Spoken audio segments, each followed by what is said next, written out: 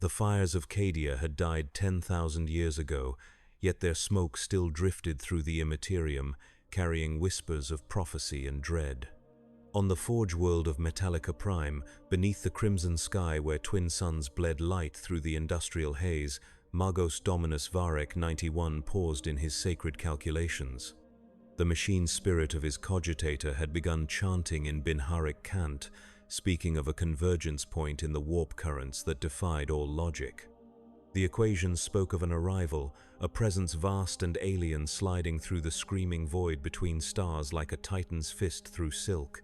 The prophet serfs had spoken of the mad titan in hushed tones for millennia. They called him the Balancer, the Purple Death, the one who would stride across galaxies to winnow the chaff from the wheat. Their scribblings in the Underhive archives spoke of a gauntlet bearing 6 gems of unthinkable power, each one a collapsed star's dying scream given form. The Eldar Farseers had named him in their death songs as the Twice Cursed, the one whose shadow would fall across even the throne of terror. Yet none had believed the ravings of madmen and Xenos until the day the sky above Metallica Prime split like rotted flesh. The tear in reality yawned 20 kilometers wide, bleeding purple fire and the screams of tortured space. From that wound stepped Thanos of Titan, his golden armor gleaming with the reflected light of dying stars. Upon his left hand sat the Infinity Gauntlet, its 6 stones flickering with power that made the warp itself recoil in recognition. The Reality Stone pulsed crimson, the Power Stone blazed violet, and the others hummed with energies that had once commanded entire universes. Yet here, in this realm where gods bled and sanity was a luxury, the stone's light wavered like candle flames in a hurricane. The first to die were the orbital defense platforms. Thanos raised his gauntlet fist and the space stone flared azure. Reality folded, compressed, and the massive defense satellites simply ceased to exist in their current coordinates, appearing instead as twisted metal rain across the planet's northern continent. The Mechanicus fleet tried to respond, their ancient Nova-class frigates powering void shields and cycling plasma batteries through their blessed ignition rites. Admiral Captain Morvac bellowed orders from the bridge of the Omnissiah's will, his augmetic jaw clicking as he processed targeting solutions. All batteries, concentrated fire on target designation Xenos Alpha. Morvac commanded, his voice carrying across the Vox channels with the weight of 100 void battles. Machine spirits of our weapons, hear our prayers and guide your fury true. The Imperial fleet unleashed a storm of las cannon fire and plasma torpedoes that could have cracked a moon. The beams converged on Thanos' position with mathematical precision, each shot calibrated to arrive simultaneously in a killing pattern that left no escape vector, yet the Titan simply closed his fist. The Power Stone erupted with violet radiance, and every energy beam, every torpedo, every drop of directed violence simply stopped in the void, held motionless by will made manifest. Thanos opened his hand and the weapons turned, their killing light now aimed at the ships that had fired them. The Omnissiah's will died first, its plasma reactors overloading as its own torpedoes punched through weakened void shields. The frigate Ferrous Dawn lasted 3 seconds longer before a las cannon blast meant for another target carved through its bridge. In the span of a heartbeat, 12 ships became expanding clouds of superheated vapor and screaming metal. The Titan descended toward Metallica Prime like a falling star, his form wreathed in the purple fire of the Power Stone. The world's defense grid awakened with the grinding roar of ancient machinery, macro cannons the size of city blocks swiveling on their massive mounts. Each weapon was a relic of the dark age of technology, blessed by 10,000 years of ritual and maintenance, their machine spirits hungry for the blood of the Emperor's enemies. Magos Dominus Varec 91 stood in the primary command sanctum, his dozen mechadendrite appendages interfacing with control systems as streams of data flowed through his augmetic consciousness. The sacred calculations were clear, the firing solutions perfect, the blessing of the Omnissiah upon their weapons. Yet as Thanos landed in the center of Manufactorum District 7, walking through the storm of defensive fire as though it were summer rain, Varec 91 felt something he had not experienced in 3 centuries of service: doubt. The Titan's first steps across the industrial wasteland left craters in reinforced ferrocrete. His mere presence seemed to warp reality around him, causing the local gravitic field to fluctuate and sending ripples through the electromagnetic spectrum that made Auspex displays scream with ghost readings. Workers fled in panic, their screams lost beneath the thunder of collapsing hab blocks as Thanos carved his path toward the planetary capital. A squadron of Lehman Russ battle tanks emerged from the smoke, their hulls painted in the crimson and steel of the Metallica Planetary Defense Force. The lead tank, Emperor's Hammer, fired its battle cannon at point-blank range, the shell a blessed piece of Imperial ordnance that had tasted the blood of orcs and traitors across a dozen campaigns. The projectile struck Thanos' center mass and simply bounced away, its momentum absorbed by the shimmering field of the Reality Stone. The Titan reached out with his left hand and closed his fingers. The tanks began to crumple like paper sculptures, their blessed armor plating flowing like liquid as reality bent to accommodate a new truth. The crews died instantly, their bodies compressed to atoms as matter itself betrayed the laws that had governed it since the birth of the galaxy. In seconds, 12 war machines became abstract sculptures of twisted metal and crystallized pain. From the command bunker beneath the Capitol spire, Governor Militant Castor watched the slaughter through pict feeds that flickered with static. His augmetic eye whirred as it adjusted focus, trying to comprehend the scale of destruction unfolding across his world. Behind him, Commissar Vex stood at rigid attention, her bolt pistol drawn, though she knew it would be useless against such a foe. "Vox the Inquisition," Castor commanded, his voice steady despite the tremor in his organic hand. "Tell them the twice-cursed has come. Tell them Metallica Prime is lost." The message raced through the astropathic network, carried by the screams of psychers whose minds burned as they touched the warp. On distant Ophelia VII, Inquisitor Lord Vane received the transmission as he knelt in prayer before a shrine to the Emperor.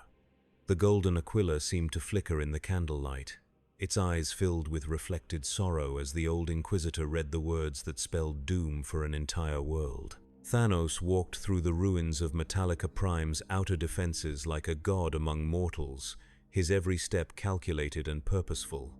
He had come to this galaxy with a vision, a dream of balance that would transform the endless cycle of war and suffering into something clean and simple. Half of all life would die, chosen at random without regard for rank or species or creed. The survivors would inherit a galaxy with resources enough for all, their children growing strong in the shadow of his benevolence. Yet as he studied the industrial wasteland before him, breathing air thick with the smoke of 10,000 years of endless production, Thanos felt the first stirring of disgust. This was not a civilization worth saving, not a species that had learned the value of restraint. These humans bred like vermin across 1,000,000 worlds, consuming and destroying with no thought for tomorrow. They had turned their galaxy into a charnel house where brother fought brother while darker things stirred in the spaces between stars. Perhaps random selection was too merciful. Perhaps this universe required a more thorough cleansing. The thought came unbidden, carrying with it a satisfaction that tasted of copper and ash. In the back of his mind, something vast and hungry stirred in approval.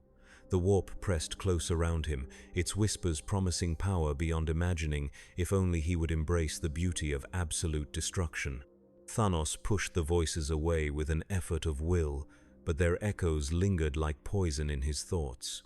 A new sound reached his ears, the distinctive whine of plasma coils charging to firing capacity. From behind the rubble of a collapsed hab complex stepped a figure in ceramite and adamantium, his power armor painted in the midnight blue of the Ultramarines. Brother Sergeant Kaltos held his plasma pistol steady, its barrel glowing with barely contained stellar fire, while his free hand gripped a chainsword that had tasted the blood of traitors and Xenos across 3 centuries of war. "In the name of the Emperor and the 13th Legion, I order you to surrender," Kaltos declared, his voice carrying clearly through his Vox grill despite the chaos surrounding them. "You will face Imperial justice for the lives you have taken." Thanos regarded the Space Marine with something approaching curiosity. Here was a warrior bred for war. his genetic code rewritten to create the perfect soldier. Yet the Astartes stood alone against impossible odds, his duty compelling him forward even when logic screamed retreat. It was admirable in its futility, like a single candle flame defying the darkness of space. "Your emperor is a corpse upon a throne of lies," Thanos replied, his voice carrying the weight of absolute certainty. "I offer this galaxy salvation through suffering, balance through loss. Your species has had 10,000 years to learn restraint. Instead, you chose endless war." Kaltos fired without another word, his plasma bolt searing through the air with the fury of a caged star. The shot took Thanos in the chest, its superheated matter designed to burn through even daemon flesh. Yet the reality stone pulsed, and the plasma simply ceased to exist, its molecules scattered across dimensions where mathematics held no meaning. The Titan moved faster than human eyes could follow, crossing 30 meters in a single bound.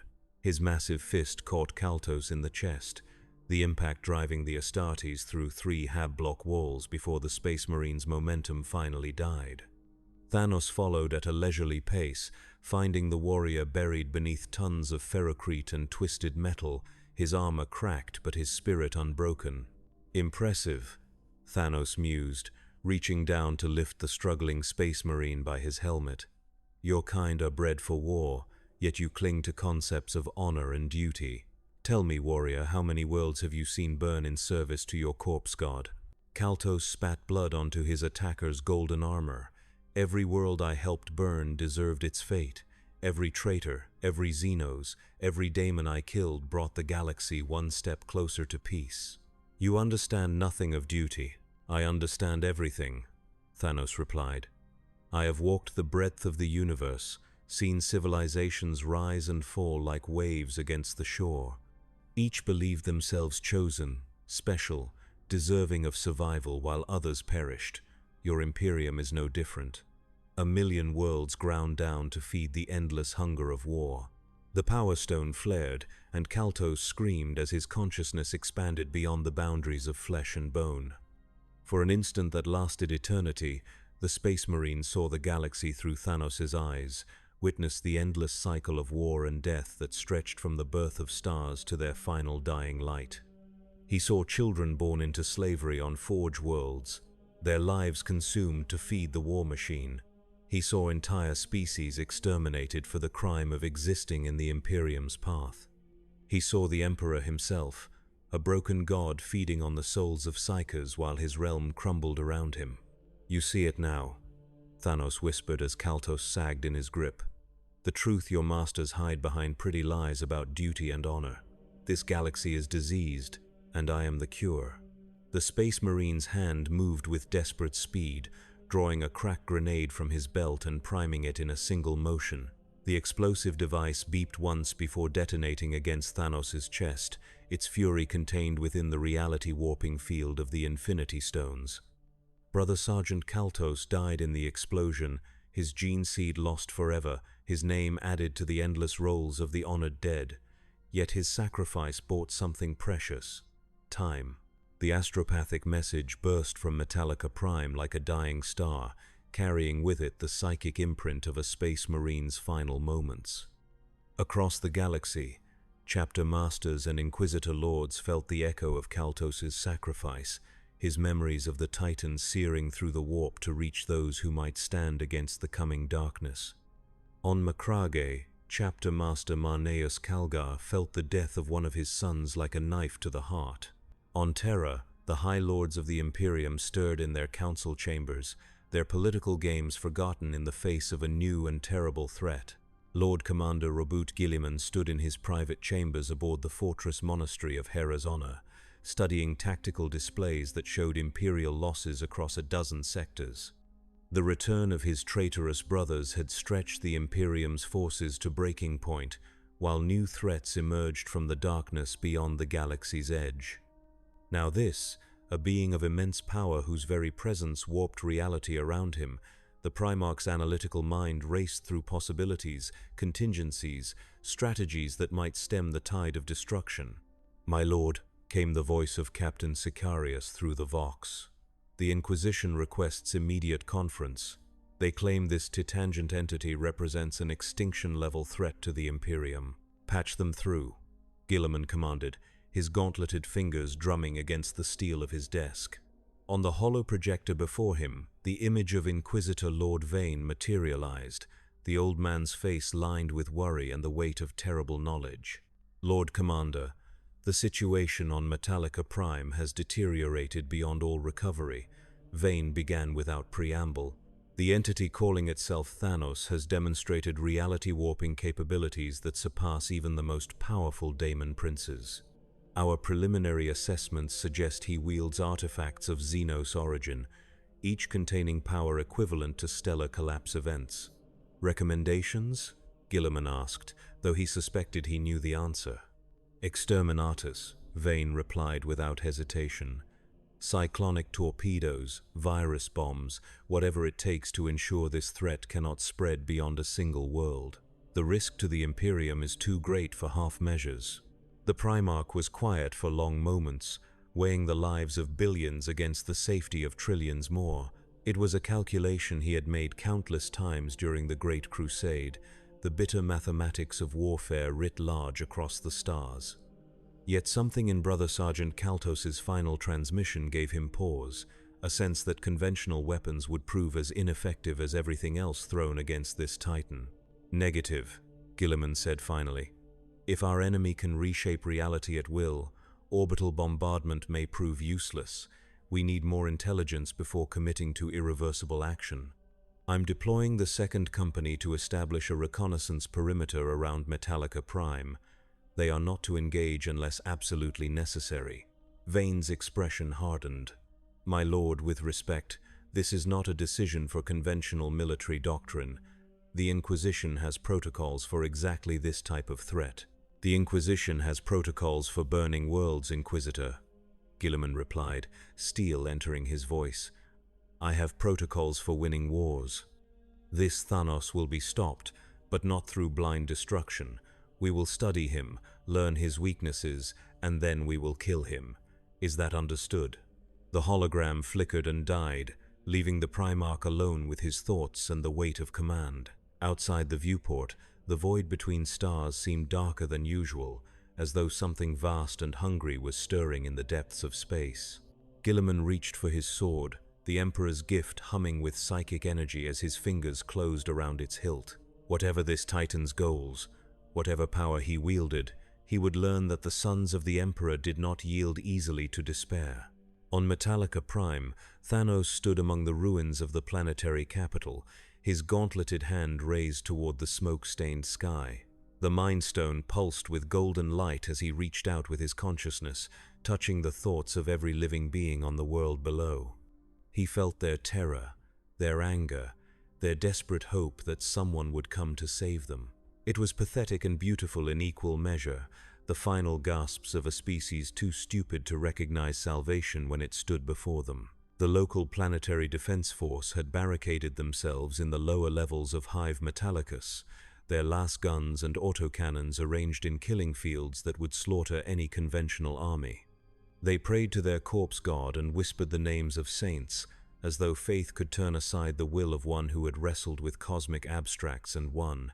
Their belief was touching in its futility. Thanos closed his fist, and the Hive City began to sink into the earth. The Reality Stone rewrote the fundamental properties of ferrocrete and plasteel, transforming solid matter into something approaching liquid. Hab blocks flowed like water, carrying screaming civilians down into crushing darkness as the city folded in upon itself. In minutes, a population center that had housed 50 million souls became a perfectly circular crater, its edges smooth as glass. The survivors huddled in the ruins beyond the crater's edge, their minds shattered by the casual display of omnipotence. Some wept, others prayed, a few simply stared at the geometric perfection of their city's grave. Thanos walked among them like a shepherd among his flock, his expression serene as he prepared to complete his work. "Citizens of the Imperium," he announced, his voice carrying across the wasteland with unnatural clarity. "You have lived your lives in service to a lie. bleeding for masters who see you as nothing more than ammunition in their endless wars. I offer you something different. I offer you peace." The space stone flared, and suddenly half the survivors simply weren't there anymore. Not dead, not vaporized, simply gone as though they had never existed at all.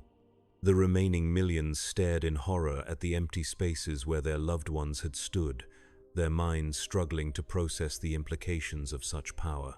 "The balance is restored," Thanos continued, his voice carrying no trace of emotion. "Those who remain will rebuild, will learn the value of restraint. Your children will inherit a world with resources enough for all. This is my gift to you." A small girl stepped forward from the crowd, her face streaked with tears and soot. She couldn't have been more than 8 years old, yet her eyes held a determination that spoke of imperial conditioning begun in the womb.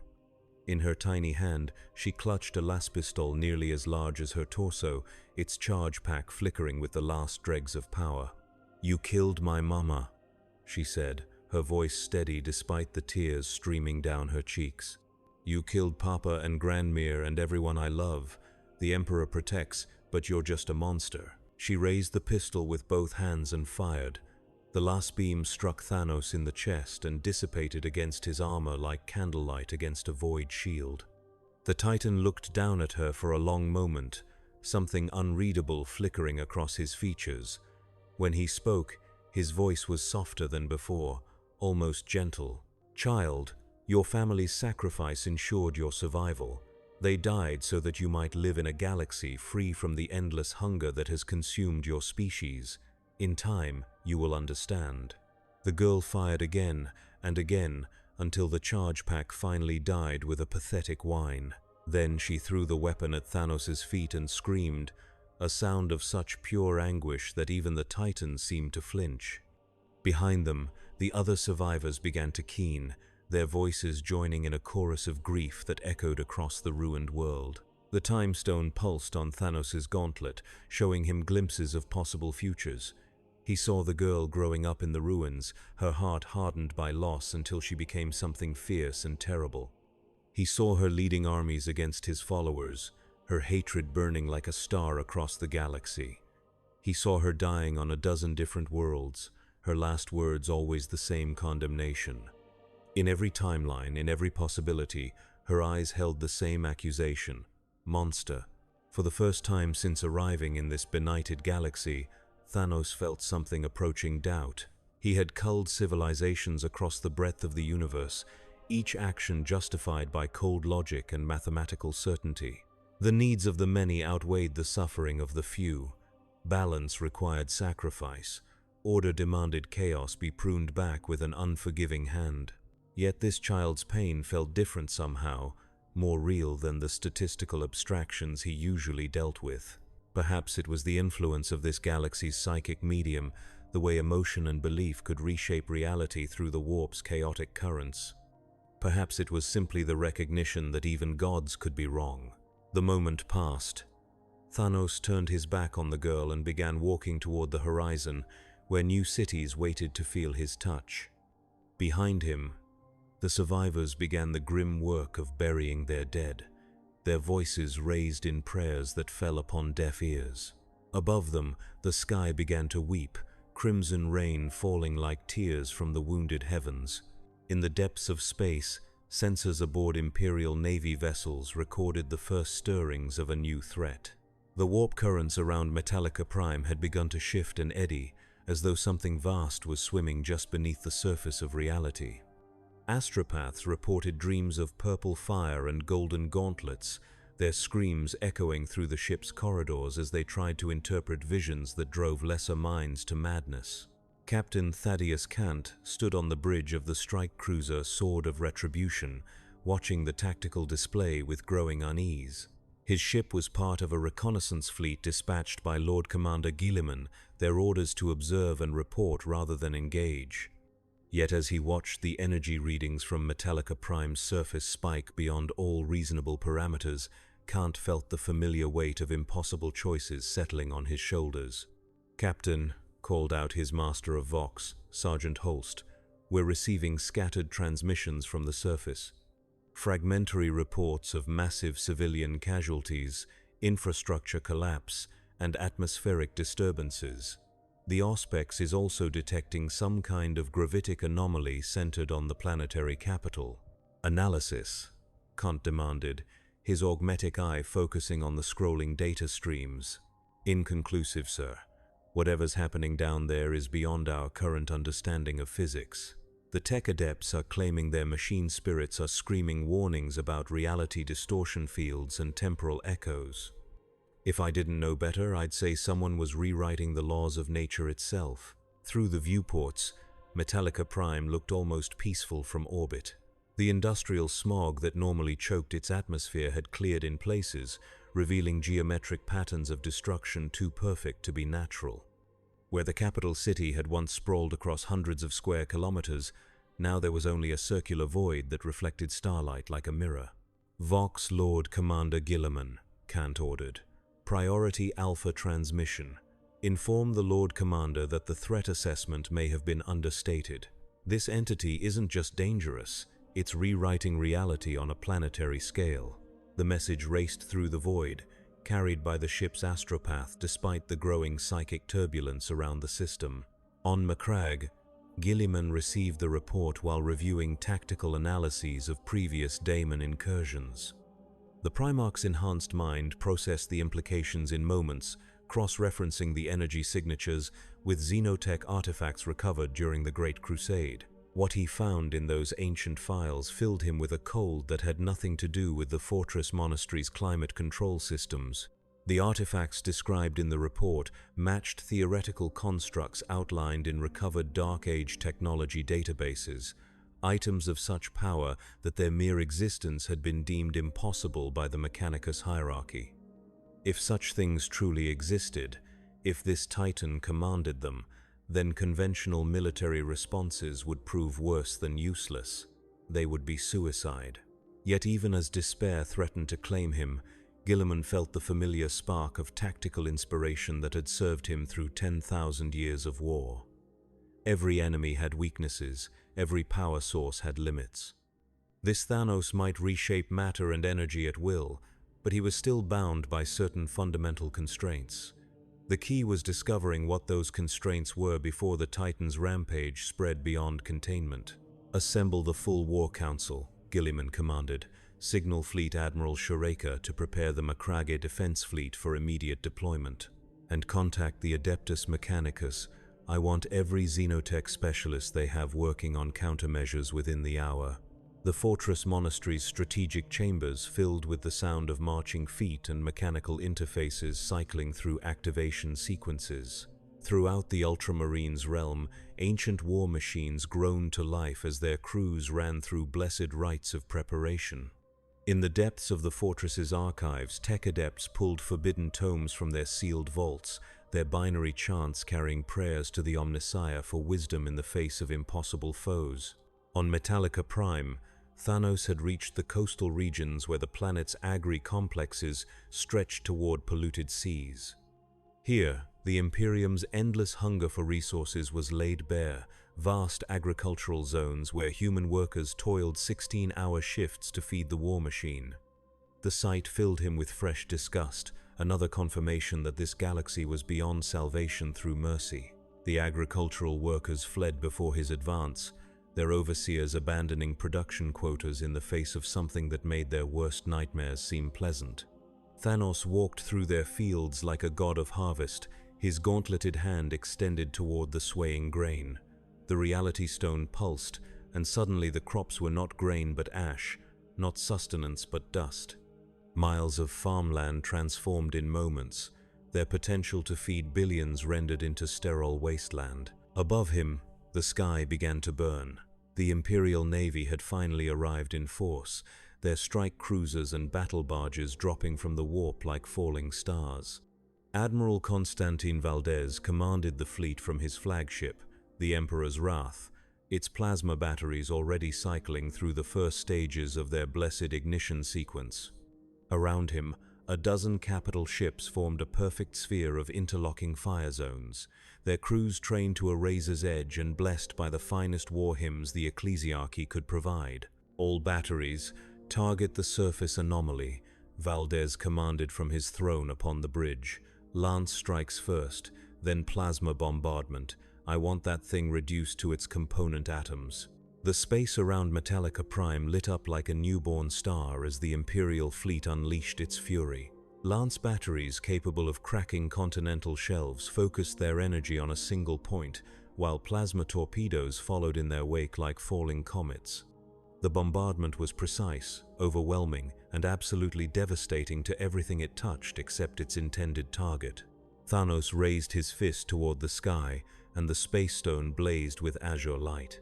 Reality folded like origami around him, creating a pocket dimension where the laws of physics bowed to his will rather than the universe's. The naval bombardment struck his position and simply vanished, its energy redirected through dimensional space to emerge elsewhere. On the far side of the planet, mountain ranges exploded into vapor as lance beams meant for the Titan instead carved new canyons through solid rock. "Impossible," Admiral Valdez whispered, his augmetic jaw clicking as he processed sensor readings that made no sense. "Our targeting solutions were perfect. The machine spirits confirmed target acquisition. How did he redirect our fire?" His answer came in the form of the Titan's response. Thanos clenched his fist and the Power Stone erupted with violet radiance. The wave of raw energy that burst from his position struck the Imperial fleet like the fist of an angry god, void shields flaring and dying under the assault. The frigate Noble Sacrifice simply ceased to exist, its hull transformed to energy and scattered across the system. 3 destroyers followed moments later, their crew's final Vox transmissions lost in the screaming static of dying machine spirits. The surviving ships scattered like leaves before a hurricane, their captains abandoning all pretense of coordinated attack patterns. Admiral Valdez watched his command come apart around him, decades of training and discipline crumbling in the face of power that laughed at the concept of conventional warfare. Yet even as despair clawed at his mind, the Admiral felt the familiar weight of duty settling on his shoulders. "All ships, execute orbital gamma protocol," he commanded, his voice steady despite the chaos surrounding him. "If we cannot destroy this entity through conventional means, we will deny him his prize. Prepare for exterminatus." The cyclonic torpedoes launched from a dozen different ships, their blessed warheads containing enough destructive force to crack a planet's crust. Each weapon was a relic of the dark age of technology, its machine spirit howling hymns of destruction as it plummeted toward the world below. They would turn Metallica Prime into a ball of molten rock, destroying the Titan along with every living thing on the planetary surface. Thanos watched the torpedoes descend like falling stars and smiled. The time stone pulsed on his gauntlet, showing him the branching pathways of cause and effect that stretched out from this moment. He saw the weapons detonating, saw the planet's death, saw the Imperial fleet retreating with their Pyrrhic victory. He also saw something else, a possibility that appealed to his sense of poetic justice. The torpedoes struck the planetary surface and exploded with the fury of dying suns. Yet instead of consuming Metallica Prime in cleansing fire, their energy was captured and contained within the shifting matrix of the Reality Stone. Thanos absorbed the planet-killing force like a sponge absorbing water, letting the power flow through him until every atom of his being blazed with contained destruction. Then he gave it back. The wave of energy that erupted from the planet's surface struck the Imperial fleet with redoubled force, cyclonic torpedo warheads enhanced and magnified by the Titan's will. Ships that had survived the Horus Heresy and the 13th Black Crusade died in moments, their ancient hulls no match for their own weapons turned against them.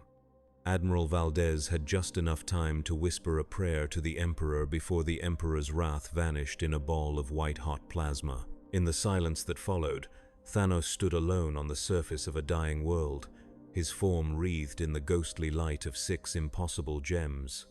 Around him, the landscape had been transformed into something from a madman's nightmare, crystalline formations that pulsed with their own inner light, stretching toward a sky that bled colors that had no names.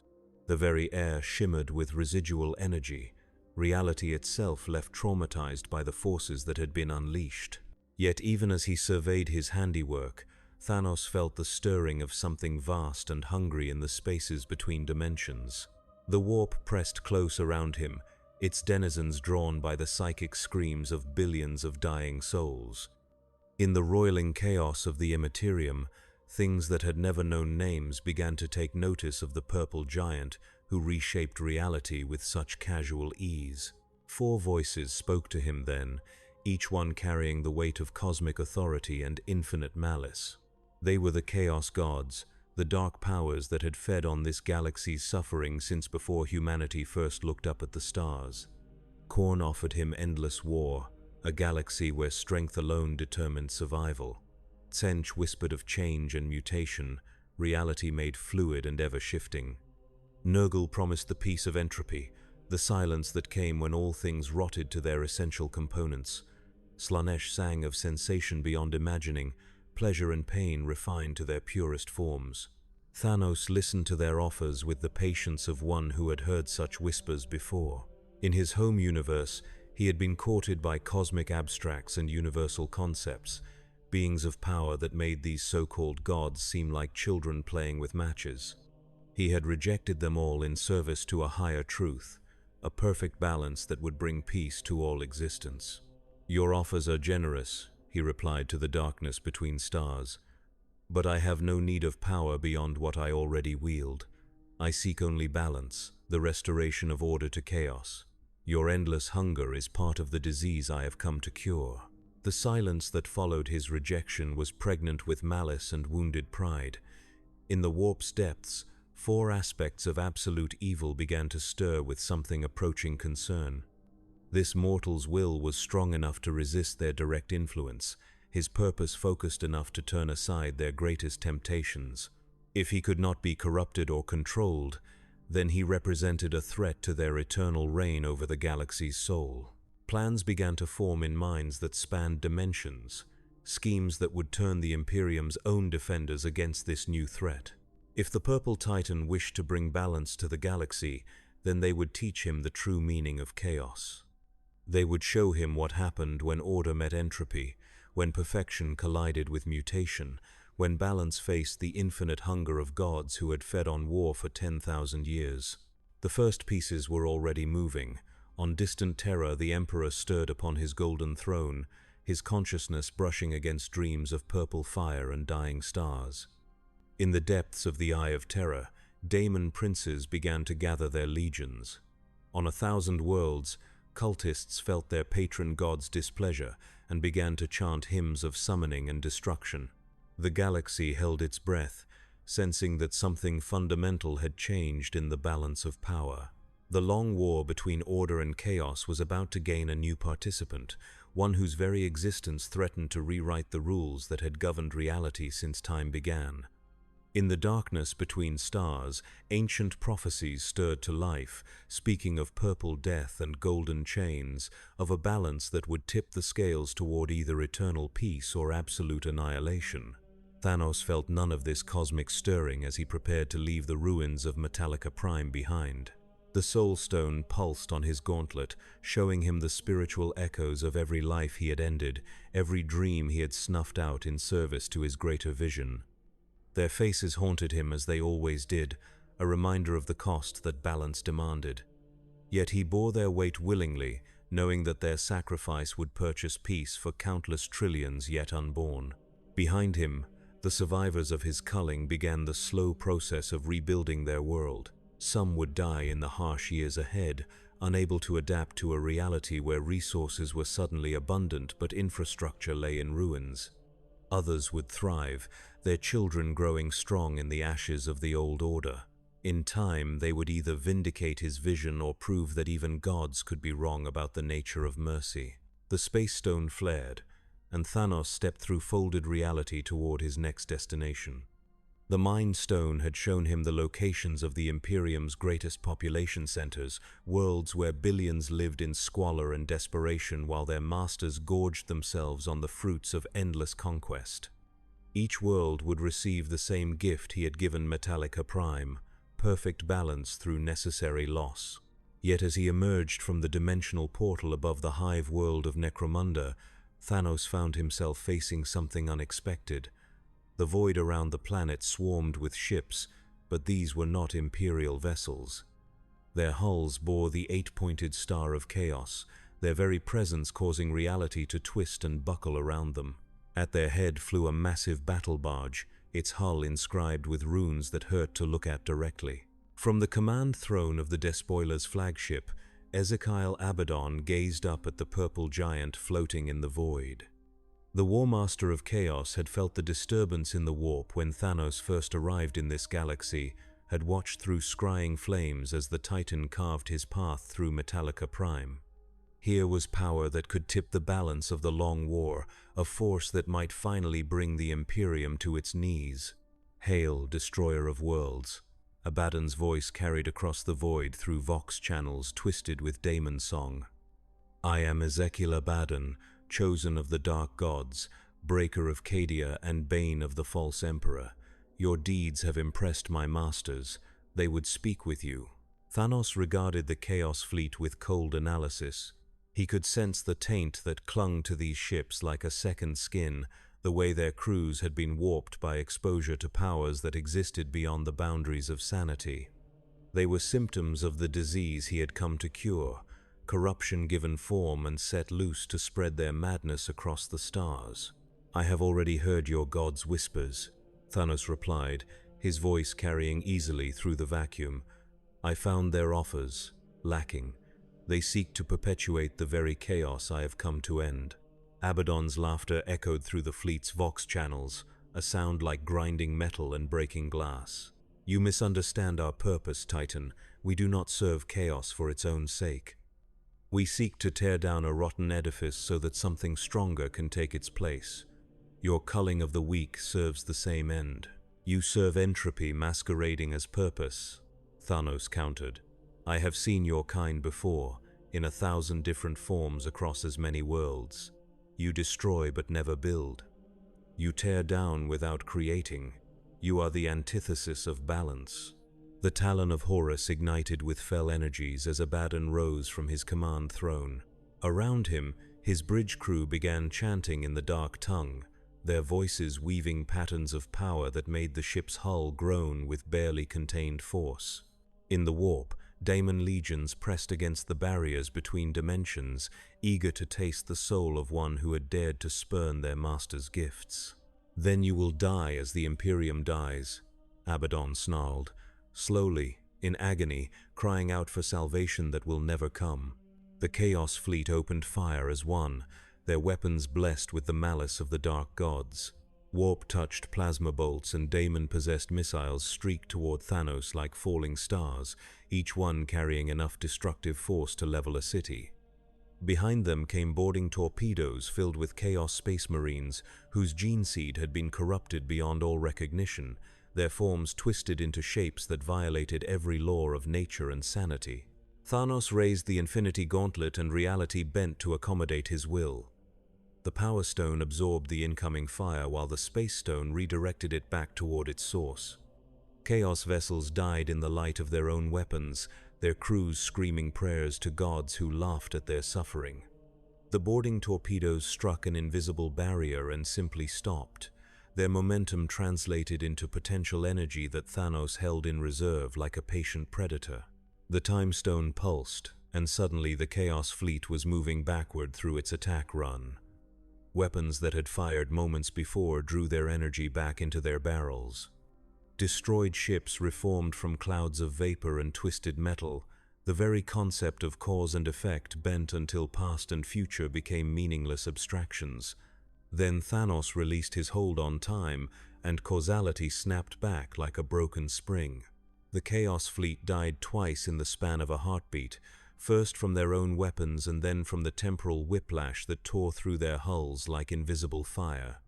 Only Abaddon's flagship survived, protected by wards that had been inscribed in the blood of saints and the tears of martyrs. The Warmaster himself stood unharmed upon his bridge, his ancient armor smoking but intact. "Impressive," Abaddon admitted, his voice carrying a grudging respect. "But you have made a grave error, Titan. You have shown the dark gods that you cannot be corrupted or controlled. They will not suffer such defiance to exist. The warp tore open around Necromunda like a festering wound, bleeding daemon legions into real space with the fury of frustrated gods. Greater daemons led the charge, their forms towering monuments to humanity's darkest impulses, bloodthirsters with axes that could cleave through continents, lords of change whose very thoughts could rewrite the laws of physics, great unclean ones whose touch brought decay to the concept of existence itself, keepers of secrets whose beauty was so terrible it could drive mortals to madness with a single glance. They came in numbers beyond counting, an ocean of malice and hunger given form. The planet below writhed under their influence, its surface buckling and twisting as the barrier between reality and nightmare wore thin. In the Underhive, gang wars stopped as mortal enemies united against horrors that made their darkest legends seem like children's tales. Thanos looked upon the daemon host and felt something he had not experienced in centuries: uncertainty. In his home universe, he had faced cosmic abstracts and universal concepts, but those beings at least operated according to recognizable rules. These creatures existed outside logic, their very presence a violation of everything he understood about cause and effect. The reality stone flared as he reached out to reshape the daemons into something more manageable, but his will met resistance unlike anything he had encountered before. These beings existed partially outside normal space-time, their essence anchored in a realm where thought became substance and emotion held physical weight. He could hurt them, perhaps even banish them, but he could not simply wish them out of existence. The first wave struck him like a tide of claws and fangs and screaming hatred. Bloodletters carved at his armor with daemon-forged blades, while horrors hurled bolts of warp fire that burned with the fury of dying stars. Pink and blue flame washed over him, each impact sending feedback through the Mind Stone that threatened to overwhelm his enhanced consciousness. Thanos fought like the god he had become, each gesture unleashing power that could reshape worlds. The Power Stone turned his fists into weapons that could punch through the hull of a battleship. The Space Stone allowed him to be in a dozen places at once, striking at enemies who thought themselves safely out of reach. The Time Stone showed him their attacks seconds before they were made, giving him the advantage of perfect precognition. Yet for every daemon he destroyed, two more seemed to take its place. They poured from the warp like water from a broken dam, their numbers replenished by the very act of violence he used to fight them. Worse, he could feel their influence beginning to affect the Infinity Stones themselves. The gems flickered and pulsed with unstable energy, their connection to his home universe strained by the chaotic energies of this benighted galaxy. A bloodthirster the size of a titan charged through the melee, its axe trailing flames that burned cold as the void between stars. Thanos caught the weapon's blade between his palms, the impact sending shockwaves through the surrounding daemons. For a moment that lasted eternity, god and daemon stared into each other's eyes, each seeing reflected there a hunger that could never be satisfied. "You seek balance," the bloodthirster rumbled, its voice like grinding tectonic plates. "Yet you bring only death. You claim to serve order, yet you sow chaos with every world you touch. You are no different from us, Purple One. You simply lie to yourself about your nature." The words struck deeper than any blade, carrying with them an echo of truth that Thanos could not entirely dismiss. How many worlds had he broken in service to his vision? How many civilizations had he ground to dust beneath the weight of his good intentions? In seeking to save the universe from itself, had he become the very thing he had sought to destroy? The moment of doubt passed in less than a heartbeat, but it was enough.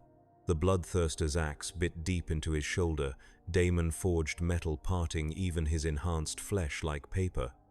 Golden blood, thick with the power of the Infinity Stones, splattered across the void. Where it touched the daemons, they screamed and writhed, their forms beginning to discorporate under the influence of ordered reality. Thanos smiled, understanding flooding through him like a tide of golden light. The answer had been there all along, hidden in the nature of the conflict itself. These creatures existed because of chaos, fed on discord and suffering. They could not survive in a realm of perfect balance, could not maintain coherence when faced with the ordered harmony he sought to impose. The Soul Stone blazed within a fire as Thanos reached out with his consciousness, not to destroy the daemon host but to transform them. He touched each twisted soul with the weight of absolute balance, showing them visions of what they could become if they abandoned their endless hunger. Some resisted, their nature too far gone for redemption. These he allowed to fade, their essence scattered across dimensions where even memory could not find them. Others, the younger daemons whose corruption had not yet consumed their core selves, he offered a choice: serve order willingly or face the slow dissolution that came with fighting the tide of history itself. Most chose service, their forms shifting from nightmare to something approaching beauty as they accepted the burden of balance. The greater demons proved more resilient, their connection to their patron gods too strong to be severed by anything less than direct divine intervention. Yet even they began to falter as the very nature of the battlefield shifted around them. Reality was becoming ordered, chaotic energies crystallizing into geometric patterns that followed mathematical laws rather than emotional impulses. Abaddon watched from his flagship as his daemon allies began to turn against their summoners, their newly ordered minds rejecting the chaos that had once defined their existence. This was not how the battle was supposed to unfold. The dark gods had promised him victory, had shown him visions of the Titan's broken form feeding their eternal hunger. Instead, he was watching the fundamental nature of daemonkind being rewritten by will alone. Lord Abaddon called his sorcerer lieutenant, Zaraphiston, "The warp is becoming stable. The daemon legions are reverting to some kind of baseline form. Our connection to the dark gods is weakening." The War Master of Chaos felt something he had not experienced in 10,000 years of war: genuine fear. Not for his own life, for death held no terror for one who had walked in the realm of gods. No, this was fear of irrelevance, of a universe where his purpose no longer held meaning. If chaos could be tamed, if the very daemons could be made to serve order, then what place was there for those who had built their lives on eternal war? "Signal the fleet," Abaddon commanded, his voice steady despite the cosmic realization dawning around him. "Full retreat to the Eye of Terror. We must warn the dark gods of what we have witnessed here." The surviving Chaos vessels began their withdrawal, their hulls trailing warp fire as they prepared to tear holes in reality's fabric. Yet as they opened their dimensional portals, they found their path blocked by something impossible. The very warp itself had begun to crystallize around Necromunda, its chaotic energies frozen into stable geometric patterns that prevented travel between dimensions. Thanos floated in the center of the transformation, the infinity gauntlet blazing with power that made the local star seem dim by comparison. Around him, reality was being rewritten on a fundamental level, the basic laws of physics adjusted to favor order over entropy. The converted demons danced through the void like living constellations, their forms now burning with the pure light of mathematical perfection. "You cannot escape," Thanos declared, his voice carrying across the system with the weight of absolute authority. "This galaxy has been chosen for salvation. The age of chaos ends here." The reality stone pulsed, and suddenly the fleeing chaos vessels found their hulls transforming around them. Ancient adamantium became crystalline lattices that sang with harmonic frequencies. Daemonic mutations reversed themselves, corrupted gene seed returning to its original purity. 10,000 years of accumulated corruption simply ceased to exist, reality rewritten to accommodate a new truth where chaos had never found purchase. Abaddon felt the change beginning in his own flesh, his ancient augmentations and mutations starting to fade like morning mist. The Talon of Horus grew dim, its daemon-possessed machine spirit crying out in confusion as order imposed itself upon its chaotic nature. For a moment that felt like eternity, the War Master stood balanced on the knife's edge between damnation and redemption. His soul offered a choice that had been denied him for millennia. He could accept the change, let the burden of 10,000 years of hatred fade into the balanced perfection that Thanos offered. He could become what he had been before his fall, a loyal son of the Emperor serving a greater purpose than his own ambition. The option hung before him like a glittering jewel, beautiful and terrible in its simplicity. Instead, Ezekiel Abaddon chose defiance. "I am the War Master of Chaos," he roared, his voice echoing across dimensions as he drew upon reserves of hatred deeper than any ocean. "I am the sword that will pierce the Emperor's heart, the darkness that will swallow his light. I will not be remade in your image, Titan. I will die as I have lived, in eternal war." The effort nearly killed him, but Abaddon managed to tear a hole in the crystallizing warp through sheer force of will and accumulated malice. His flagship plunged through the portal like a falling star, carrying him away from Thanos' sphere of influence and back toward the relative safety of the Eye of Terror.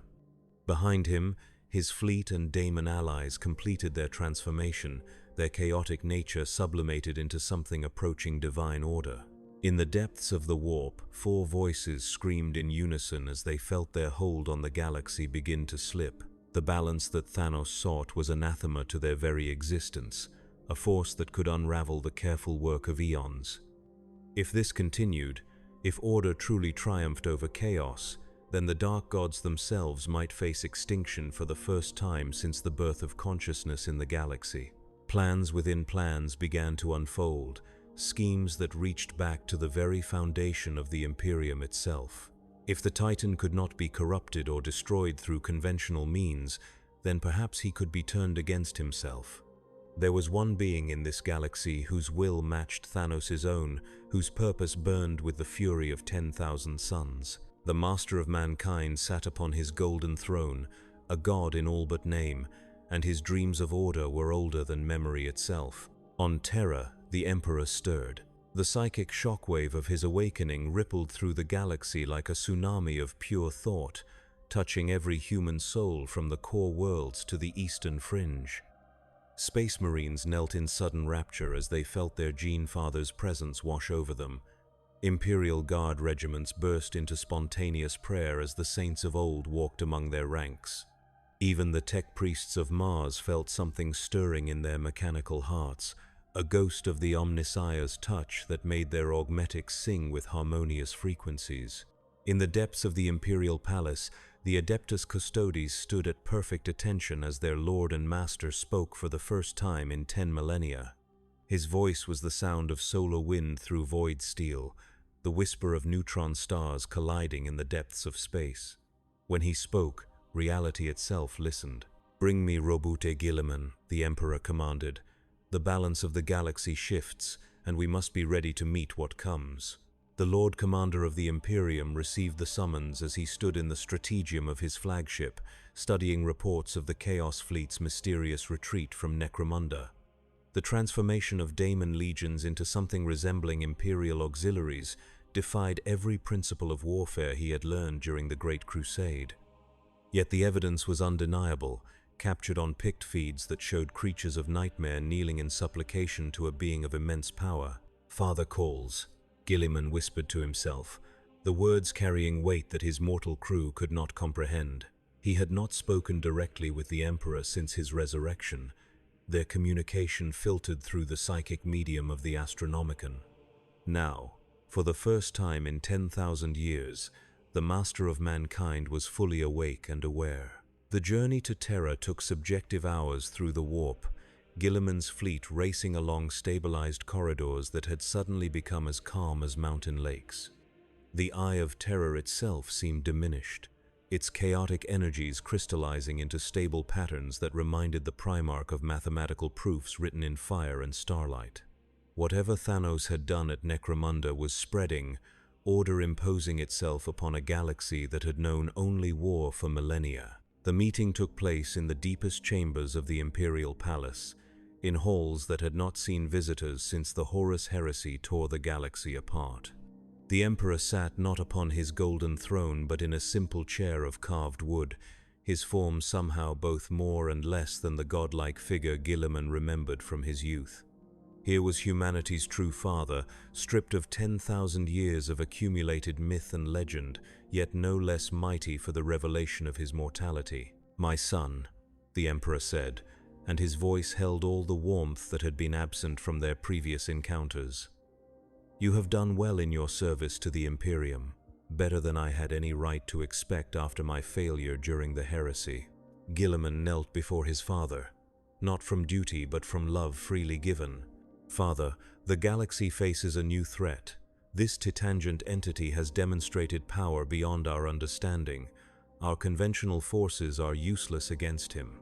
I know, the Emperor replied. I have watched his progress through the dreams of dying worlds. He seeks what I have always sought: order imposed upon chaos, balance restored to a universe drunk on its own suffering. In another time, another place, he might have been a valued ally. Then why do I sense your concern? Guilliman asked. If his goals align with our own. Because his methods are flawed, the Emperor said sadly. He believes that balance can be achieved through reduction, that harmony comes from removing half of all existence. I learned long ago that true order must grow from within, must be chosen rather than imposed. His way leads only to stagnation and eventual collapse. The Emperor rose from his chair and walked to a window that looked out across the sprawling majesty of the Imperial Palace. Beyond its walls, Terra itself was changing, the accumulated pollution of millennia crystallizing into geometric patterns that spoke of mathematical perfection. The transformation was beautiful and terrible, a world reborn in the image of absolute order. He has already begun his work here, the Emperor continued.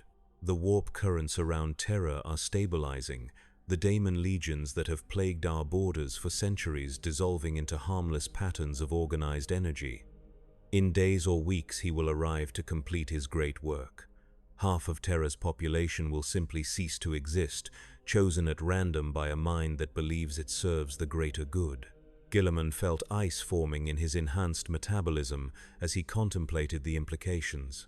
Terra housed not just billions of civilians but the entire infrastructure of the Imperium, the bureaucratic machinery that kept 1 million worlds functioning in rough coordination. Lose half of that overnight, and the entire galactic civilization would collapse into anarchy within months. What would you have me do, Father? The Primarch asked. Our weapons cannot touch him. Our fleets are less than dust before his power. The Emperor turned from the window, and for a moment, Guilliman saw something he had never expected to see in his father's eyes: uncertainty. The master of mankind, the being who had united Terra and launched humanity's conquest of the stars, was genuinely unsure of the path forward. There is a way, the Emperor said finally, but it requires a sacrifice I am not sure I have the right to ask of you. In the space between heartbeats, the Emperor's consciousness touched his son's, sharing memories and possibilities that stretched across the breadth of human history. Guilliman saw the true cost of order without growth, civilizations that had achieved perfect balance only to stagnate and die in their crystalline perfection. He saw the alternative, a galaxy where chaos and order existed in eternal tension, where suffering and growth were inextricably linked, where progress came only through struggle. You want me to stop him, Guilliman said. It was not a question. I want you to save him, the Emperor corrected. Thanos is not evil, merely misguided. His power could reshape the galaxy for the better, but only if he can be made to understand that true balance requires both destruction and creation, both order and controlled chaos. You must reach him before his transformation of Terra is complete. You must show him another path. The Primarch stood, his hand moving instinctively to the hilt of the Emperor's sword. The weapon hummed with psychic energy, its blade forged from the same power that lit the Astronomicon and held the webway gates closed. It was one of the few artifacts in the galaxy that might actually wound a being of Thanos' power, assuming he could get close enough to use it. And if he cannot be reached? Guilliman asked. If his conviction is too strong to be swayed? The Emperor's expression grew infinitely sad. Then you must do what I could not bring myself to do during the heresy. You must kill a son for the greater good of all. The journey back to his fleet passed in contemplative silence, Guilliman's enhanced mind processing the weight of his father's request. To face Thanos in direct combat would be suicide under normal circumstances. The Titan commanded power that laughed at concepts like space and time, reality bending to accommodate his will like water flowing around stone. Yet the Emperor's sword was not a normal weapon, and Guilliman was not a normal warrior. He was a Primarch, a being created to stand against the darkness and hold the line when all others fell. He had faced daemon princes and fallen brothers, had stood against the tide of chaos itself and emerged victorious. If Thanos could be reached through reason, then Guilliman would find the words. If not, then he would find another way. The transformation was visible from orbit as Guilliman's fleet approached Terra, the cradle of humanity glowing with inner light as its fundamental nature was rewritten. The chaotic sprawl of the hive cities had crystallized into perfect geometric patterns, their inhabitants moving through daily routines with mechanical precision. The very air seemed to sing with mathematical harmonies, pollution and toxins converted into stable compounds that no longer poisoned the atmosphere.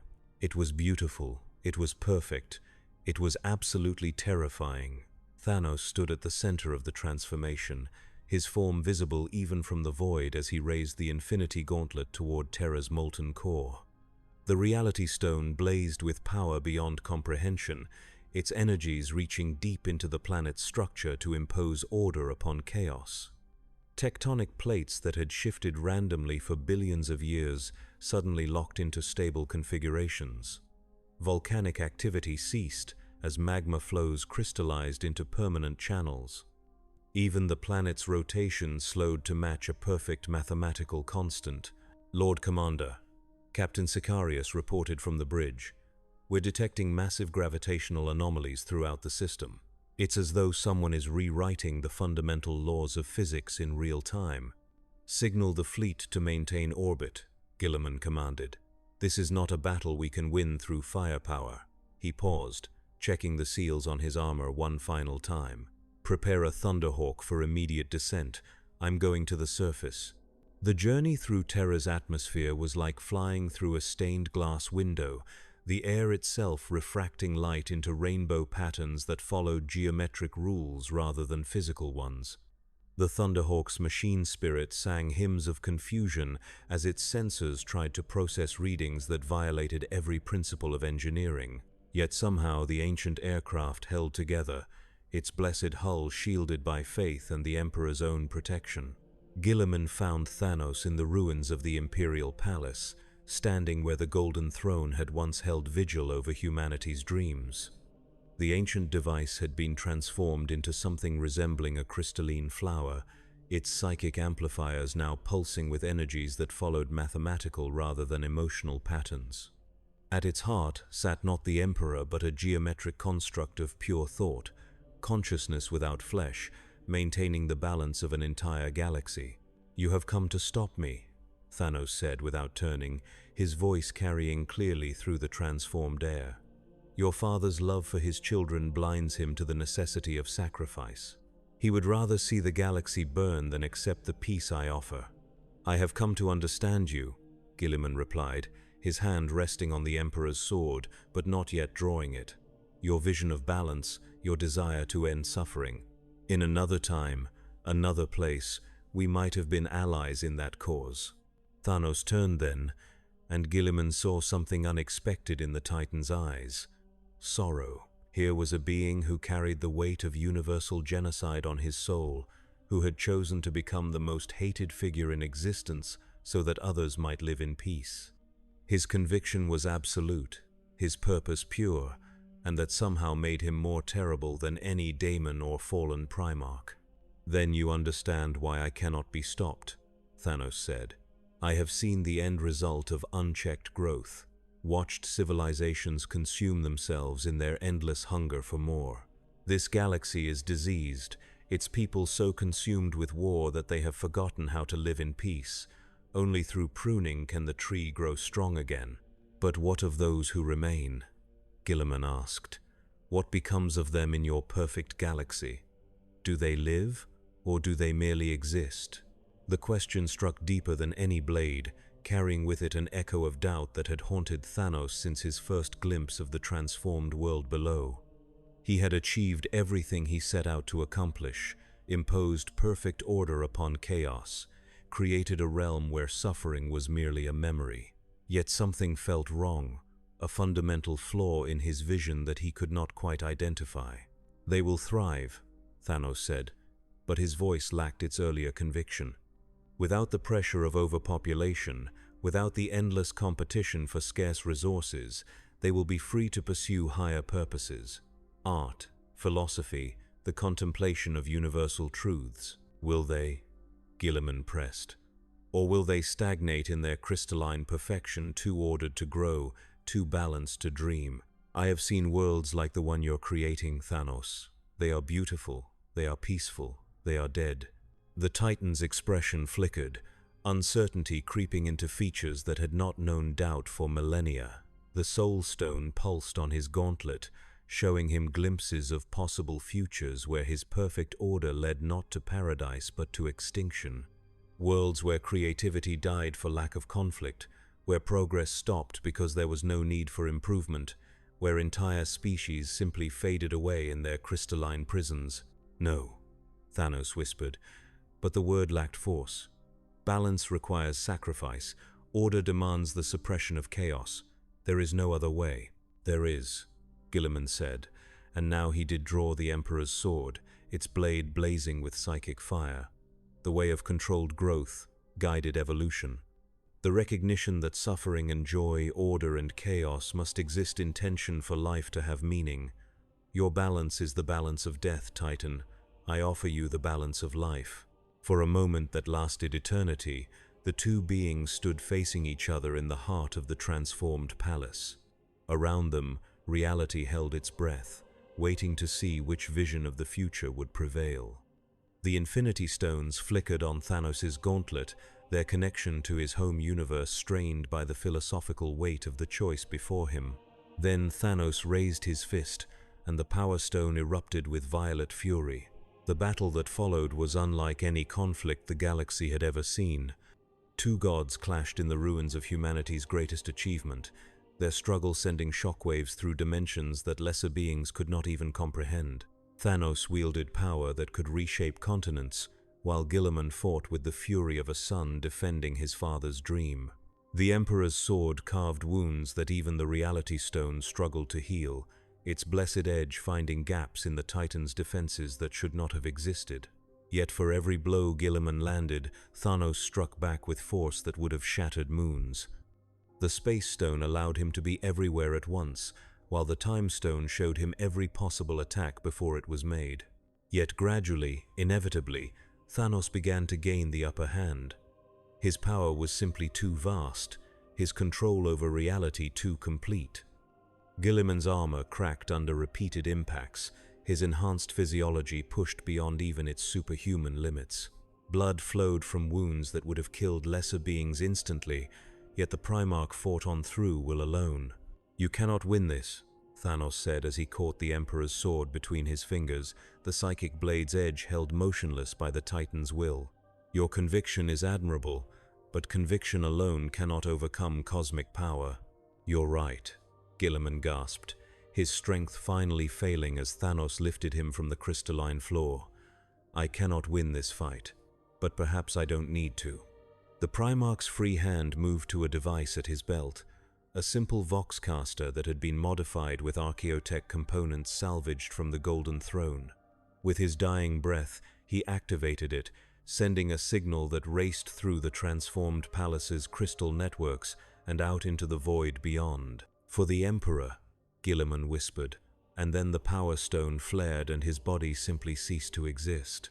The signal reached the Astronomican's transformed apparatus and was amplified beyond all reason, becoming a psychic scream that echoed across the galaxy. On a million worlds, humanity heard the death cry of their greatest champion and responded with fury that transcended space and time. The collective will of an entire species, focused by grief and guided by the remnants of the Emperor's power, struck at the one who had murdered their hope. Thanos staggered as the psychic assault hit him, the Mind Stone cracking under pressure that no single consciousness could withstand. For the first time since claiming the Infinity Gauntlet, he felt genuine pain, not of the body but of the soul. Every human who had ever lived, every dream that had been snuffed out, every hope that had died beneath his perfect order, pressed against his consciousness like a tide of molten suffering. In that moment of weakness, the transformed palace began to revert. The crystalline structures that had replaced ancient stone and steel wavered and collapsed.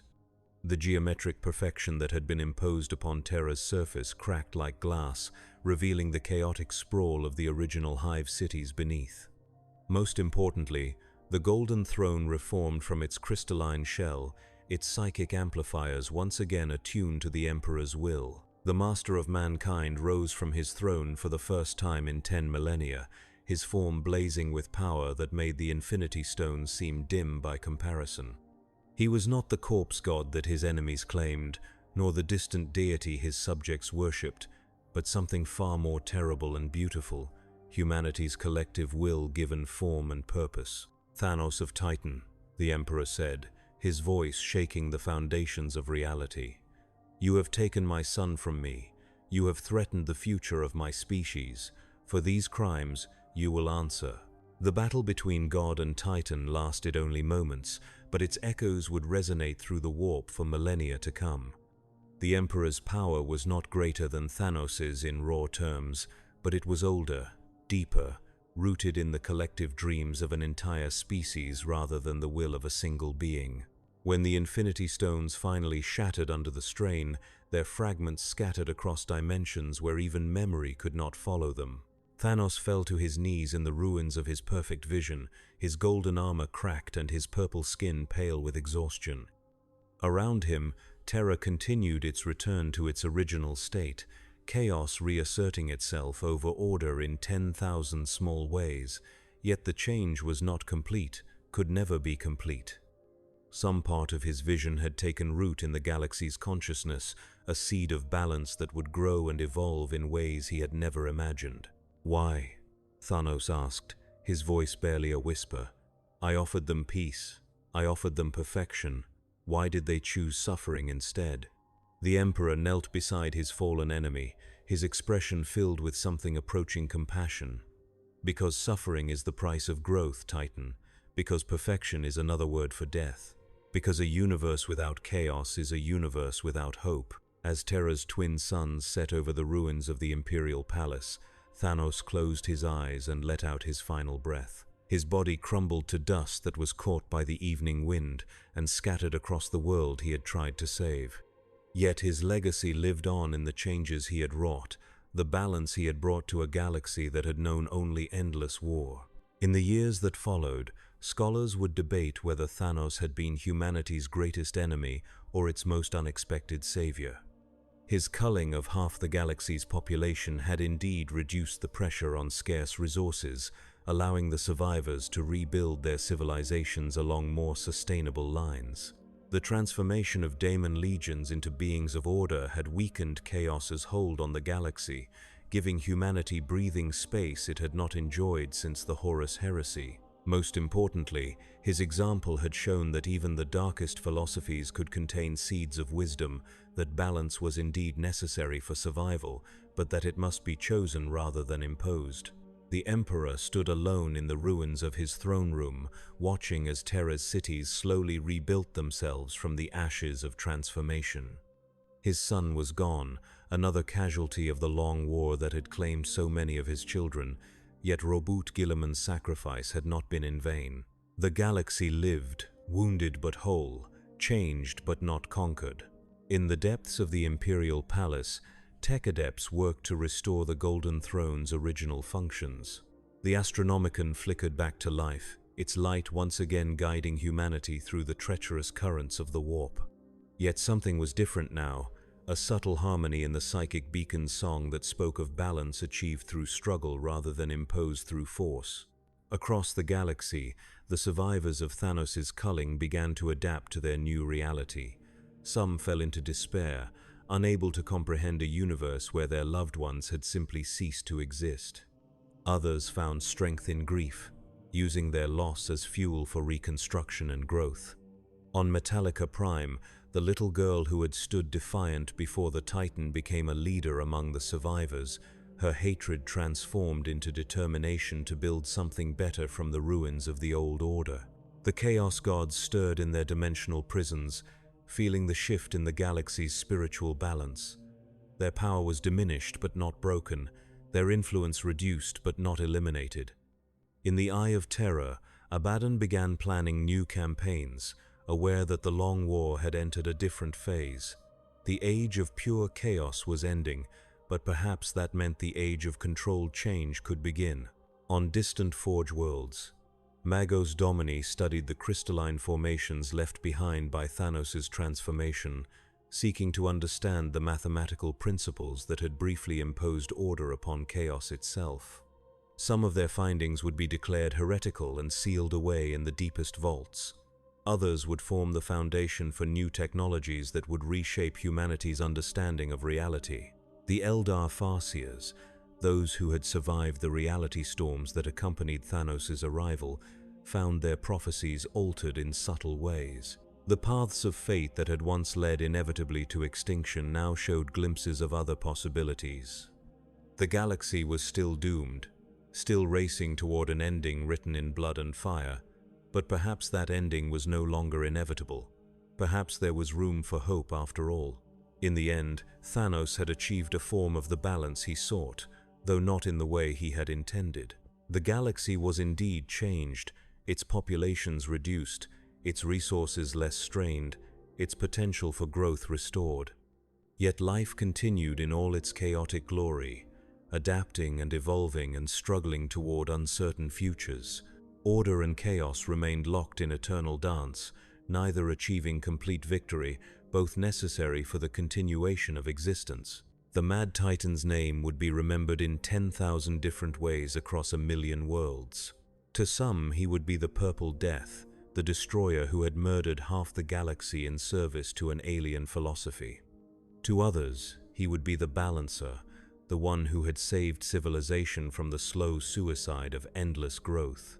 To the wise, he would be a cautionary tale about the danger of absolute solutions to complex problems.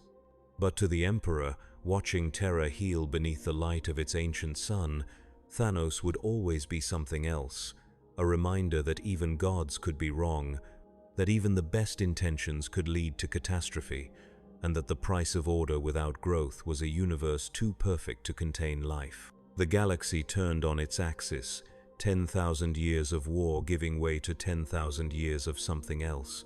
Not peace, for peace was the peace of the grave. Not war, for war without purpose was merely destruction. Something between the two extremes, a balance achieved not through elimination but through synthesis. In the ruins of the Imperial Palace, where once a golden throne had held vigil over humanity's dreams, a simple wooden chair sat empty. The Emperor had returned to his eternal watch, his consciousness once again spread across the vast machinery of the Astronomicon. Yet sometimes, in the quiet hours between the turning of the worlds, he would remember a purple giant who had tried to save the universe through mathematics, and wonder if perhaps they might have found another way. The stars wheeled in their courses, indifferent to the struggles of mortals and gods alike. In the depths of space, cosmic radiation carried the last traces of the Infinity Stone's power to distant galaxies, where new civilizations dreamed of order and chaos, balance and growth, the eternal questions that had no final answers. The universe was vast, and somewhere among its countless stars, other beings would face the same choices that had defined Thanos' path. The choice between perfection and progress, the choice between balance and growth, the choice between the peace of the grave and the chaos of life. In the end, it was always a choice. The galaxy lived, wounded but whole, and that was enough. For now, it was enough.